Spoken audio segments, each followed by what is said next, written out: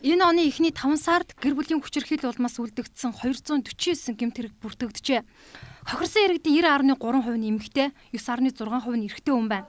Өнгөрсөн оныхоос хүчирхийллийн хэрэг 20.8%-аар буурч, харин хохирогч 19.8%-аар өсжээ. Дахин гэр бүлийн хүчирхийлэлд өртөж хохирохоос нь хамгаалах зорилгоор бид нэр хамтарсан баг руу мэдэгдэж явуулдаг.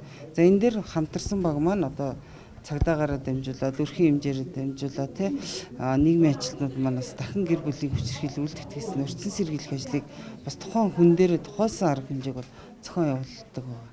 Түр хамгаалах байранд эхний хагасчлалын байдлаар нийт 67 хүүхэд хараа хяналтууд тэнж төрж явсны улмаас хүргэгдэн ирж хамгаалтанд авснаас эрэгтэй хүүхэд 59, эмэгтэй хүүхэд 8 байгаамаа.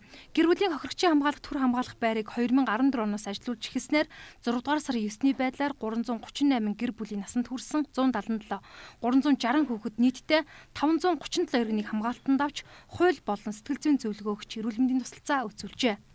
Бага насны хүүхэд 4-5 ийм тохиолдлыг бүртгэн авдаг. Бага насны хүүхэд 10-аас доош насны гэсэн. Тэгэхээр энэ хүүхдүүдийн маань бол 90 орчим хувь нь бол 24 цагийн дотор олдоод үлдсэн нь бол 48 цагийн дотор цагдаагийн байгууллагын бага насны хүүхдүүдийг олж тогтоон эцгийг харгал хууль ёсны асран хамгаалагч нь хүлээлт өгдөг баг. Энэ дээр нэг зүйлийг хэлэхэд бол энэ эцэг эхчүүд маань өөрсдөө энэ бага насны хүүхдэд тавих хараа хяналтаа сайжруулаач. Хүчирхийлэлд өртсөн асуудлаар нийслэл хотоос 674, аймаг орон нутгаас 149, нэр хаягаа хэлхийг хүсээгүй 75 иргэн хандсан байна.